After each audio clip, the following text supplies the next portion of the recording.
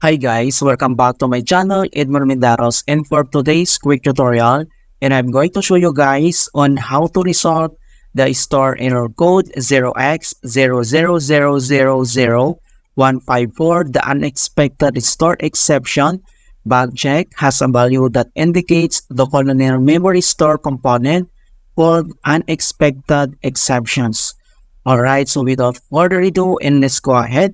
So all you have to do is to open up this device manager. So dito lang sa start menu, so right click ka lang and then select mo lang dito yung device manager. And then dito sa device manager and then next step ay kailangan mo lang select dito yung display adapters. So i-click mo lang tong arrow na to para mag-expand and then kailangan mo lang i-update kung ano yung nakalagay dito na display adapters. So kailangan mo lang i-click yan and then right click ka lang and then select mo lang dito yung update driver. And then pop up tong dalawang options na search automatically for drivers or browse my computer. So sinik ka lang dito sa dalawa and then click mo lang tong search automatically. And then makita mo dito na the best drivers for your device are already installed. And the next step ay close lang natin tong device manager. So dito lang sa search menu ng ating PC and then type mo lang dito yung cmd or ito yung tinatawag na command prompt. And then next ay kailangan mo lang mag right click. And then select mo lang dito yung run as administrator. So dito sa administrator command prompt ay kailangan lang natin enter ang command keyword na dsem space / online space / cleanup dash image space / restore health. So copy lang natin yan.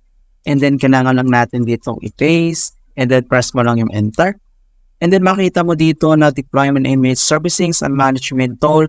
Kailangan lang natin hintayin into ma-complete sa 100%. Alright, so makikita mo dito na the operations completed successfully. And the next command keyword na kailangan lang natin enter ay enter lang natin ang command keyword na sfc space / scan now. So copy lang natin yan. And then kailangan lang natin dito paste. And then next press mo lang yung enter.